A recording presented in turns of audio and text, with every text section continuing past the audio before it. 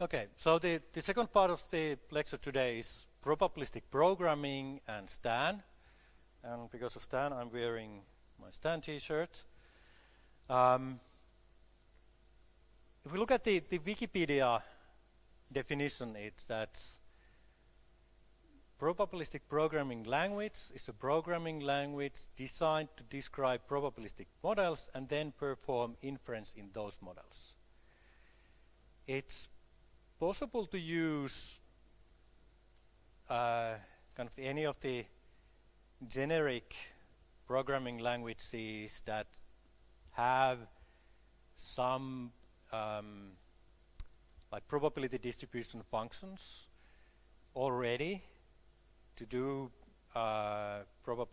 make probabilistic models, and it is possible. You also implemented Metropolis sampling, so now in a way using your Metropolis algorithm with R or Python density functions, you are able to do probabilistic modeling and inference. But now these are cases where we have specifically designed something that makes it even easier.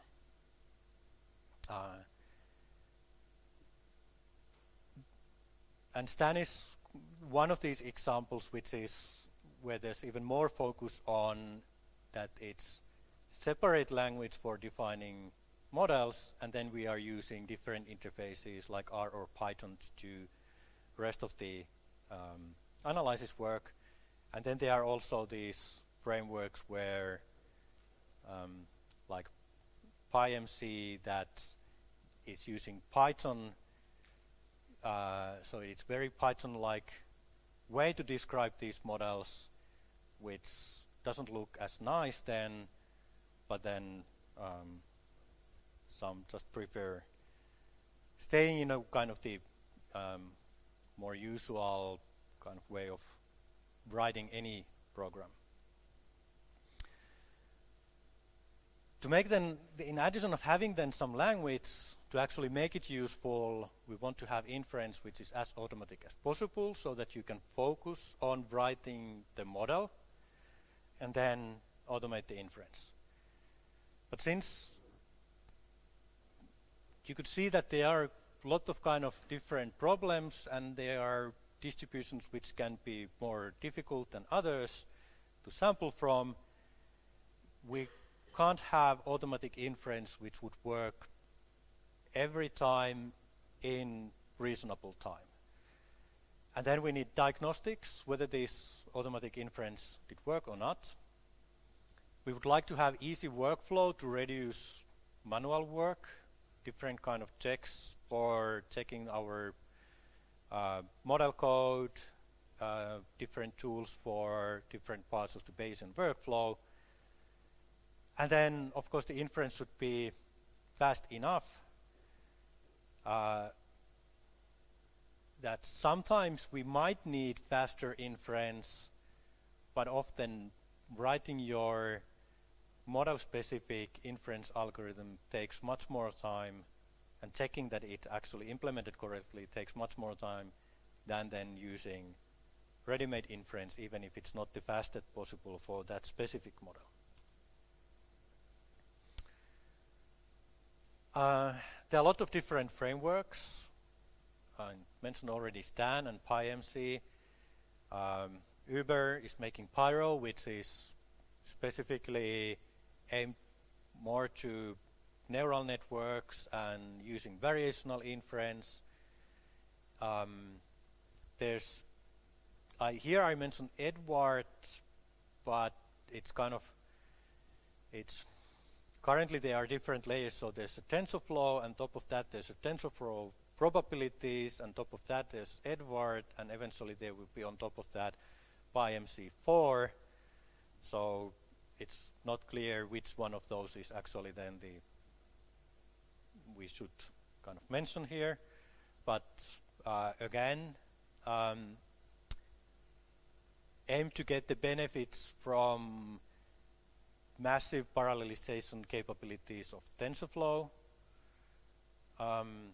PERT is specifically for time series, sequential Monte Carlo methods. ELFI is specifically in cases where we are not able to evaluate log density. Here we have all the time assumed that we can, with certain parameter values, evaluate the log density, and in case of STAN also gradients.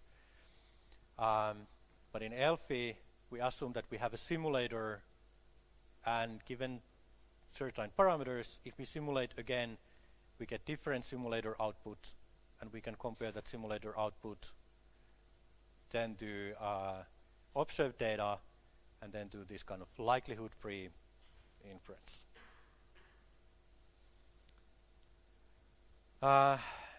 STAN is the most used of these different frameworks. It's recently surpassed these older similar Bayesian probabilistic programming frameworks, BOX and JAX, and looking at the download rates, it's much more used than these PyMC and Pyro, TensorFlow probabilities, and so on.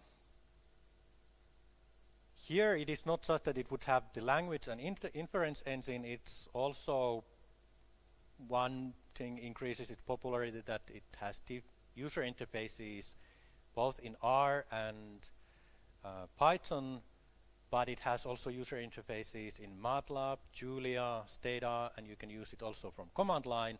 So there are more people using it also because of that flexibility. But it's also that it has clearly the best documentation. A lot of these case studies and examples, and then different diagnostics and related packages. So the ecosystem is also overall big.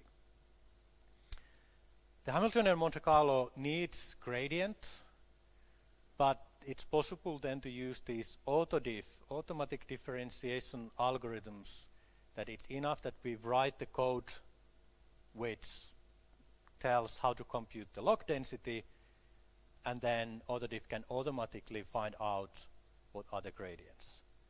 So again, removing one part of the manual work here.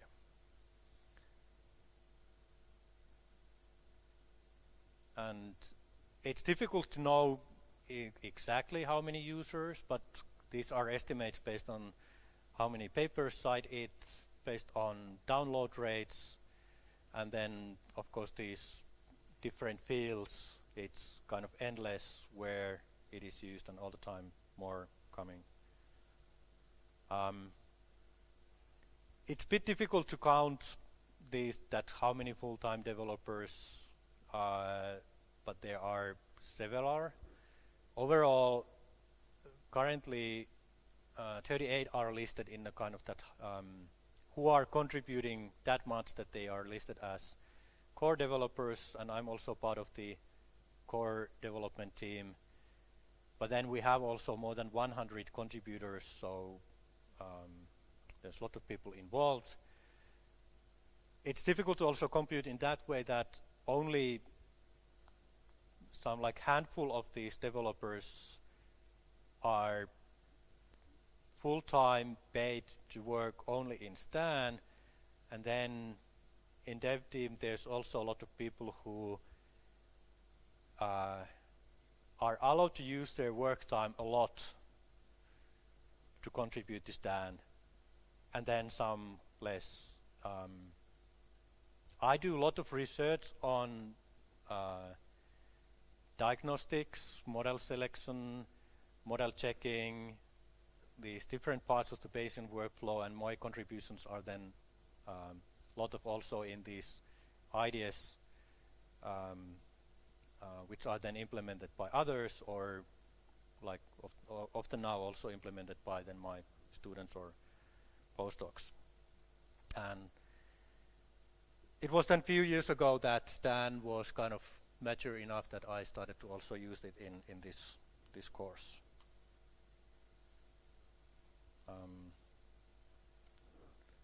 It's easy to also make new packages. So in in R specifically, there's more than 100 R packages which are built on top of Stan. Most used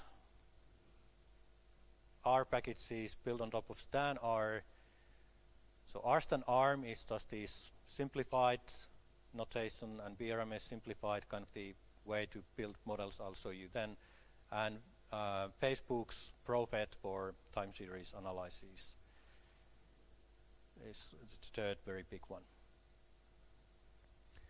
Stan is not acronym, it's a shorter version of from Stanislav, and so named after Stanislav Ulam, which was one of the inventors of Monte Carlo method. And you might remember I mentioned in last week also that he was one of these who worked in the atomic bomb project, where they used Monte Carlo methods to simulate this physical phenomenon. So here's an example then how Stan code looks like. There are different blocks. We need to tell what is data. You can see here, this is the binomial model, familiar for you. Number of experiments and number of successes are given as data. You can see here also that they are noted that they are integers, and they have also possibly these constraints that lower the smallest value can be 0, or and the highest value can be n for the number of successes, which is helpful for checking that you gave data you were supposed to give. There's a parameter theta, and again you can see the constraint that it has to be between 0 and 1, and we have a model code.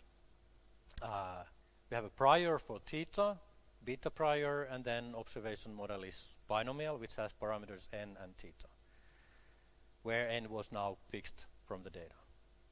And you can see that now we can write these models in the same way as they are written in a book, with this tilde notation, which makes it kind of specifically appealing for writing statistical models, and this is one of the kind of the cleanest languages because it's specifically designed for this.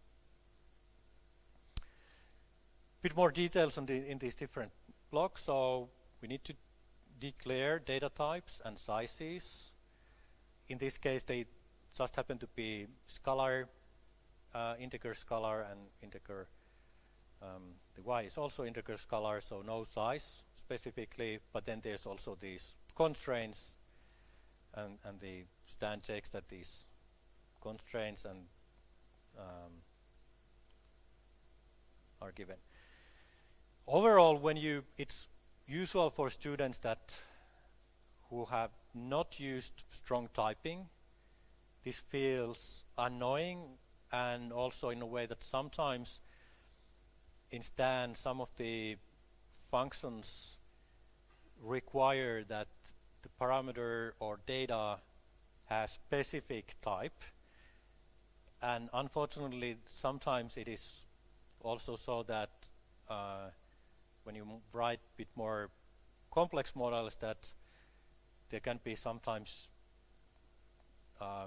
case that you would need to have the same variable actually given to two different functions, and one of them requires different type than the other. This is improving a bit, that there's usually this should not be the case. But when you kind of find out these problems, you can think that there are also many users who eventually say that actually it's nice that there's this strong typing. I would have made an error otherwise, which would have been difficult to notice. That good that it checked that the size was correct and type was correct there.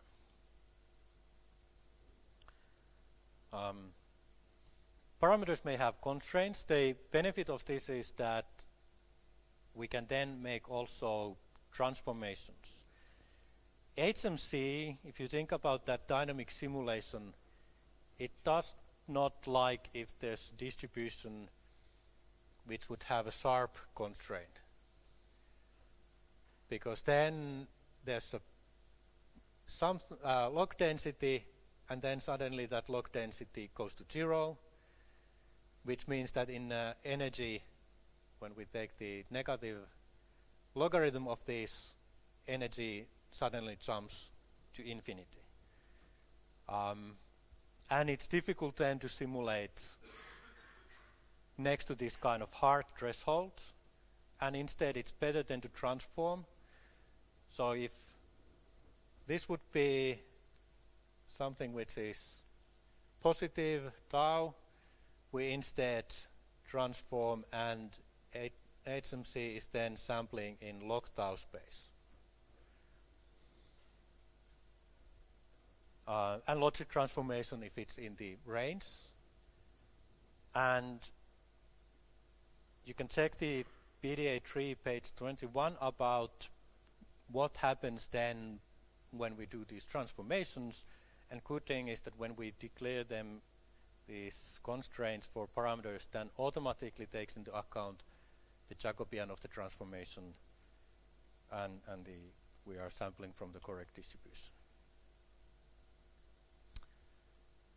So we can use this tilde notation to write that theta is as a beta prior and y as a binomial distribution, and it's good to remember again this distinction that it's y is said to have a binomial distribution, but since y is fixed, this is then likelihood with respect to theta, which is the unknown parameter. We can also write this model this way, and this is also something that some who are teaching Stan actually start with this, so that explicitly showing that we are just building that log density. So also when you were now doing the Metropolis algorithm thing, you were writing the equation and the code how to get log density. And here also then the target is eventually that target. It's called target because there's also possibility, even if it's very, very rarely used possibility, that this target could be something else than log posterior density. But then you can see that, okay, so initially target is 0, and then we can start adding to target with plus equal, and then all these target plus equals then incrementally add more and more things to the log density. And in this case, we know that we need to add there the log density of the prior and log density of the likelihood. This binomial example is good in that way that you can see there was beta is the continuous distribution for theta, and so that's beta underscore LPDF, and we still have this that theta given parameters. Binomial distribution is discrete for y, and that's why it has underscore LPMF, and then y given n and theta. But because y is fixed, only thing which is varying can vary here is theta, and then that's why again theta being continuous, we are actually adding something to the log density.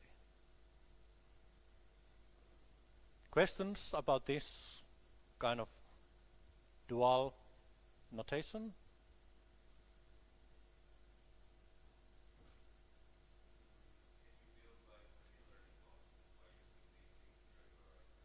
Yes. So you can put anything you want to the target, and then Stan would compute the gradients, and you could use also optimization algorithms to optimize things instead of integrating over.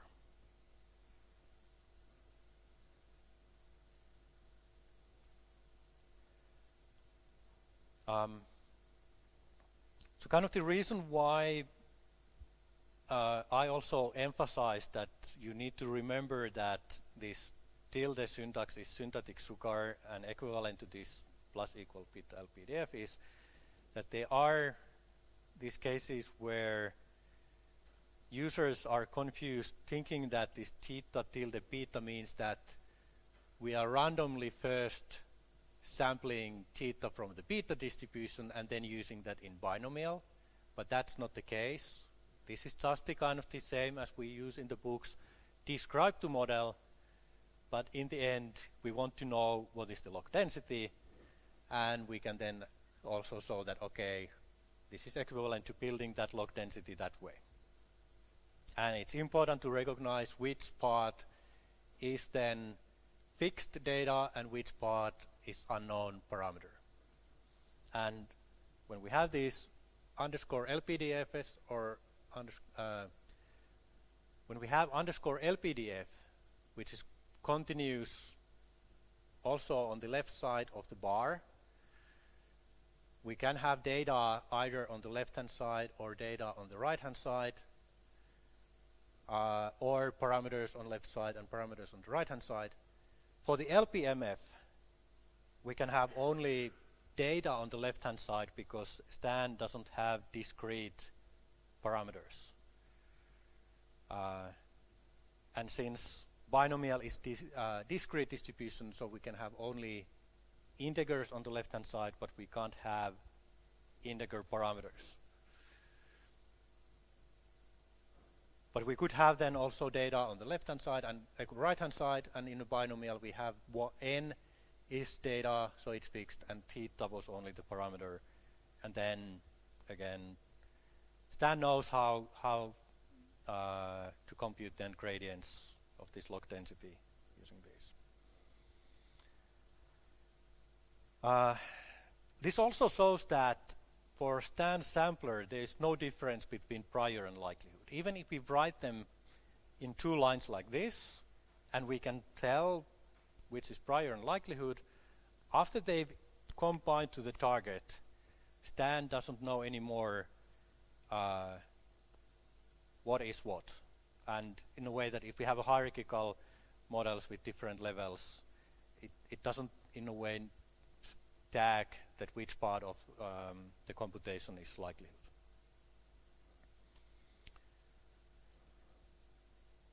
Stan language is Turing complete, so you can write in Stan language any program to compute the log density. So there's no limitation how complex model you can write as long as it has only continuous parameters.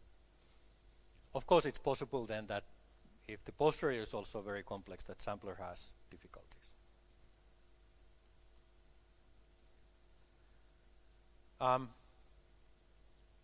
Then after you've written the model, Stan compiles, or can be also transpiling, the model written in Stan language to C++, and then this makes the sampling for more complex models and bigger data faster. C++ is efficient. Code to execute. It's also then that this autodiff is autodiffing specifically C++ code. There's downside is that then there's some bit of waiting time to wait that compilation part. But the nice thing is then that these Stan models are portable. And then this has also been part of the success that when people write Stan models, both R and Python users can use, and also Julia, MATLAB, Stata users can use them. Of course, they need to change a little bit kind of how they prepare the data, how they call Stan, how they plot results. But it's usually the difficult part is that you write a useful model and check that all the details there are correct, and those are portable then.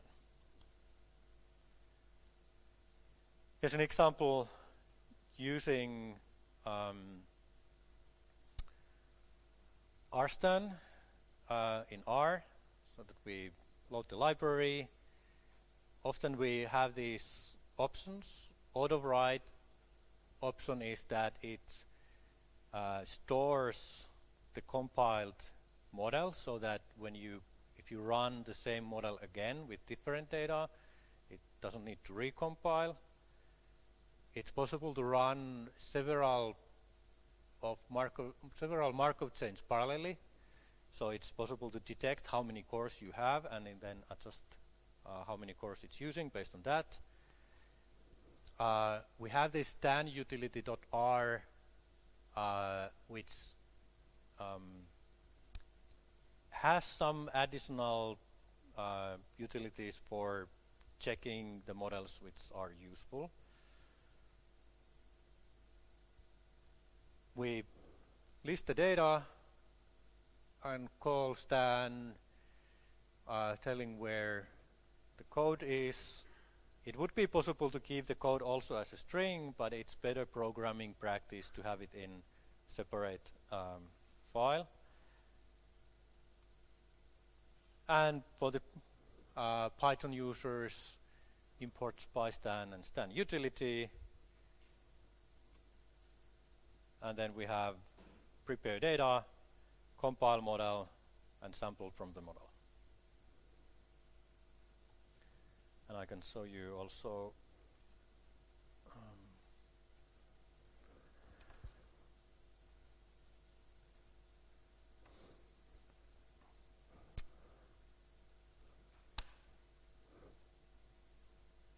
might be a bit small, but so this is now using jupyter.cs.alto.fi.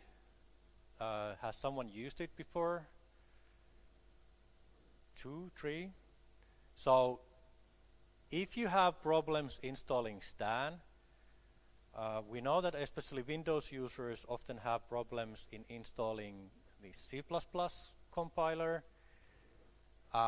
You can go to jupyter.cs.alto.fi and from the initial menu choose that you want to use R, and then you choose that you want to use RStudio, and then we've checked that it currently runs and compiles at least the smaller models.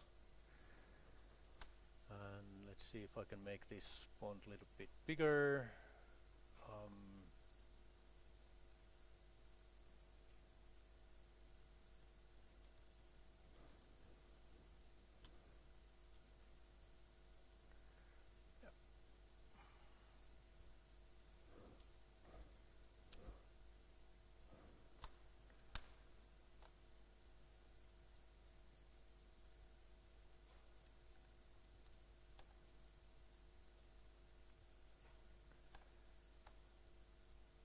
So you can see here the same lines I had in slides, the fit bin, and then it's also calling stanhist for the histogram. We can see here, in this case it had already compiled it beforehand, so it just started 4 workers, so running 4 parallel chains. It's mentioning in the beginning how long one gradient evaluation takes and estimating then how much time it might all together take. We can see it's reporting by default progress and then 1000 first iterations warm up and then 1000 next one sampling, elapsed time 0.01 seconds. And for chains 2, 3, and 4, the same thing. And in the end, it's also reporting for theta, mean, standard error mean, so the Monte Carlo standard error, and some quantiles, effective sample size, NF, R hat discussed last week, and reporting which algorithm to use. and there's the plot.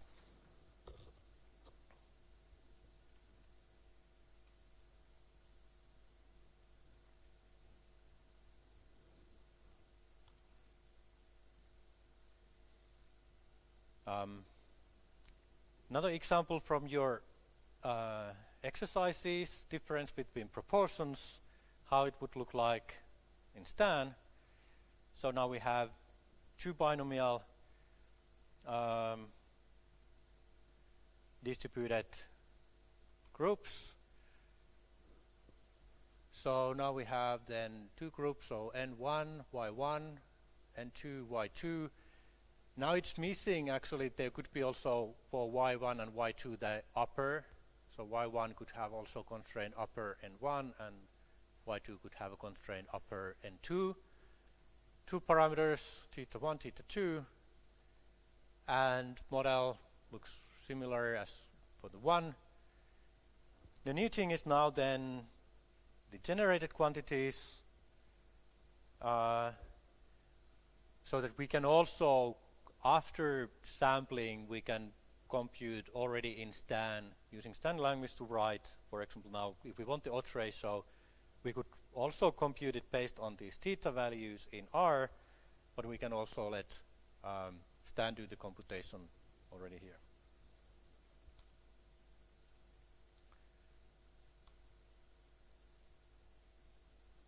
And here's also then just how it looks like if we run. You see the output also in the previous Jupyter RStudio session. We can use this monitor function also then to check different things. Here again, the important things would be checking how big these Monte Carlo errors are, and is R hat close to 1, and if effective sample sizes are reasonable. And when you run RStan, you might get also some warnings then if there's problems. The output has also now LP underscore underscore, which is log density, and this is also then the same as the target in Stan language.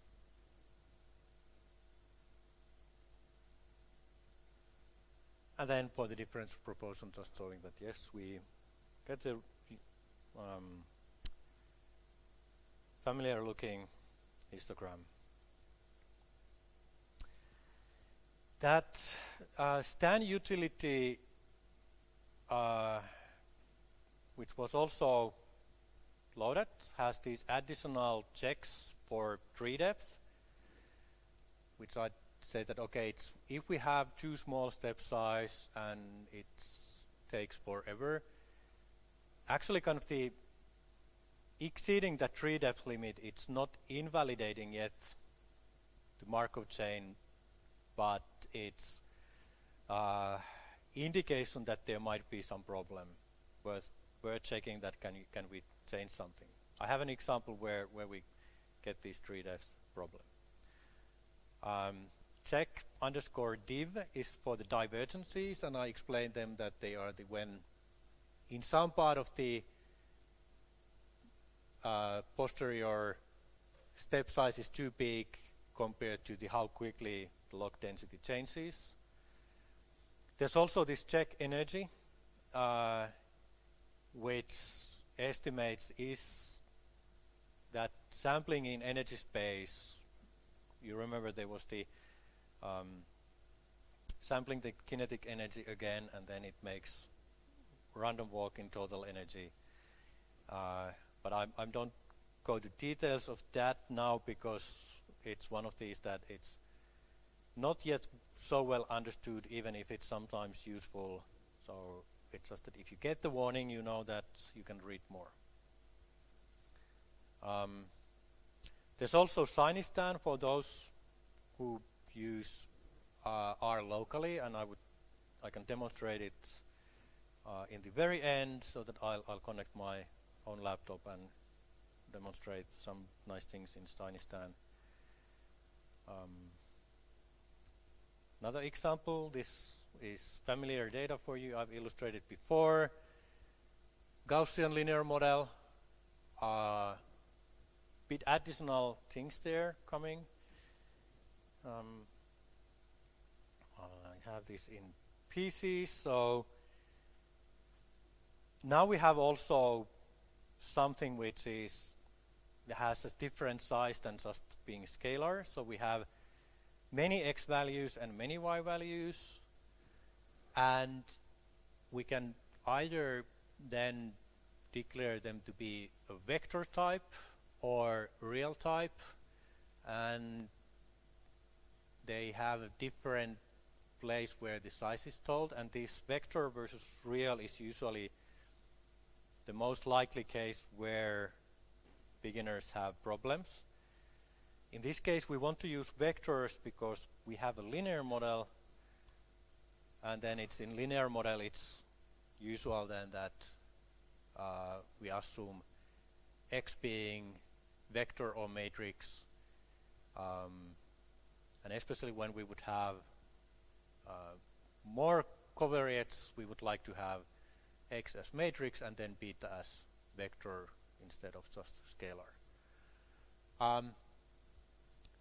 We can have also these, so we have the parameters which are the unknowns, but we can have also transform parameters which are deterministic functions of parameters. For example, here we can have that linear model, the mean of the linear model computed already here, alpha plus beta x. And then in the model part, we just say that mu is normally distributed given this. So y is normally distributed given mu and sigma. And alpha and beta have some priors which were used in the transform parameter block.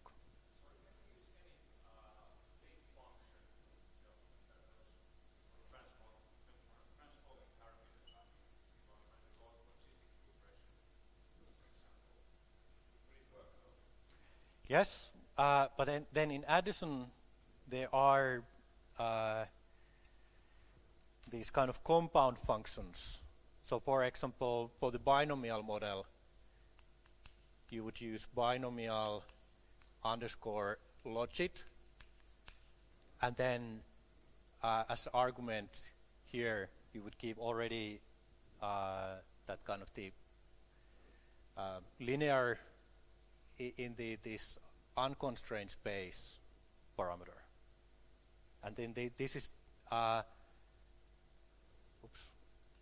this is faster and numerically more stable than if you would have just binomial and then do the logic transformation explicitly outside. Because it's again, since we are computing these log densities, we can take into account some tricks that not need to go to the actual constraint space necessarily, or compute these more accurately.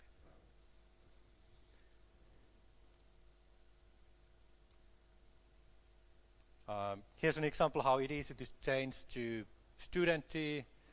So previously we had a normal, and then we just switch the normal to student t and add new and prior for degrees of freedom, and then just standard rerun, it compiles and makes inference. So we can focus really on just on the how we change the model, and computation is automatic. And yes, it would work also if you do the logic transformation yourself. So you can do anything and any kind of models. It is that sometimes then it's good to know that there are better ways, and it's in many cases, it like with small data, not very extreme values, there would not be difference. This would work just fine, but then in extreme cases this is better.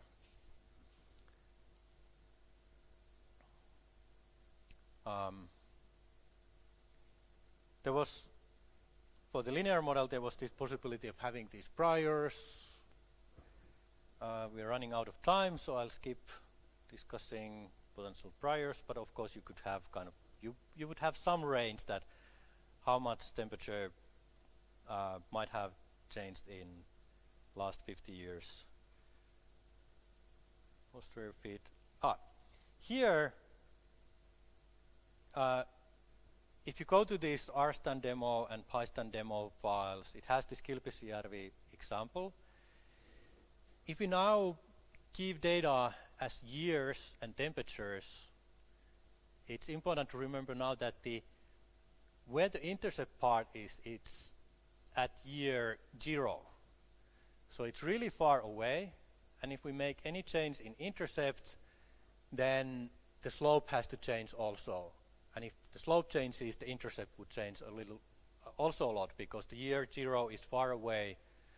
And then that means that then in posterior, alpha and beta, so alpha intercept, beta slope, are very, very correlated. And this is the case where we need small step size. And then, yes, sometimes we start to go along this far away, but then it suddenly at some point says that, okay, now we are not going to make longer, and we get this tree depth exceedance in this case. This one would be solved by using the full rank mass matrix, which does also the scaling, or improving the parameterization. So we might get, in this case, sometimes we get these 14 transitions after warm-up that exceeded the maximum tree depth. And here's an then example that we can have also transformed data, so where we are centering axes, and we know that then this kind of centering will help so that alpha and beta are a priori independent, and also in a posterior they are likely to be more independent, and then in this case also, and it works better.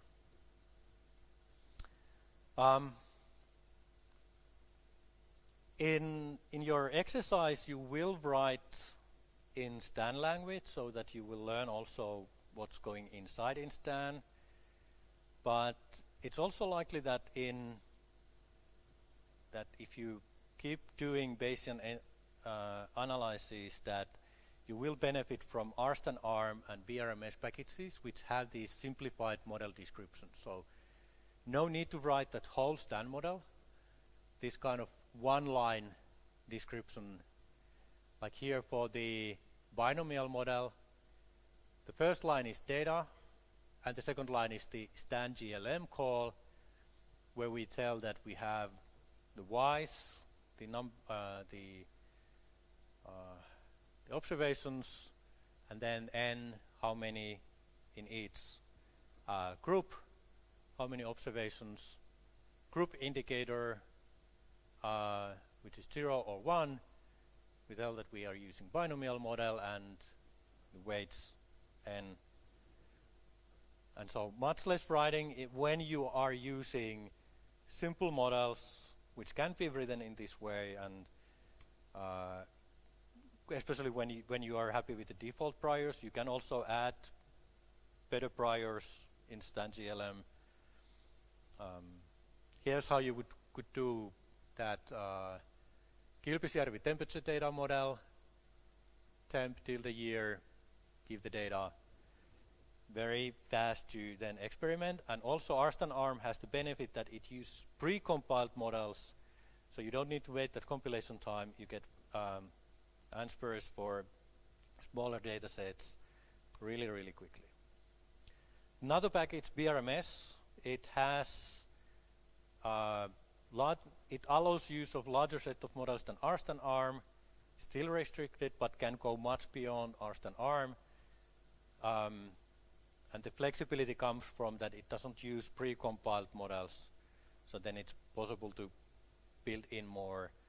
RStanArm has the kind of the limitation that if it's pre-compiled models, how many of those it can include without getting too big binary.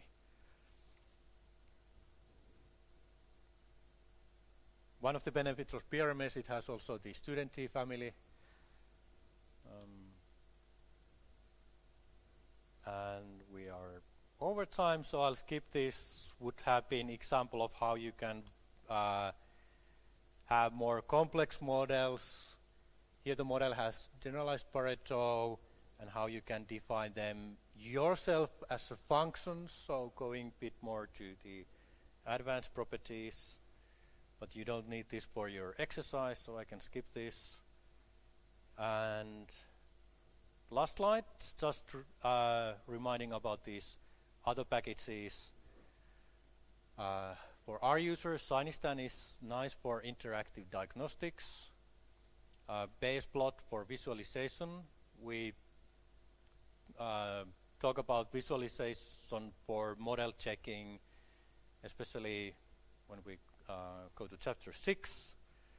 And then Loop package for live and out cross-validation, model assessment, comparison, averaging when we go to chapter 7. And also I will briefly talk about then broad spread for variable selection, which is better than using cross-validation for variable selection. And Python users, I recommend checking RViz package, which has combined many of these things which are in different packages in R. Questions?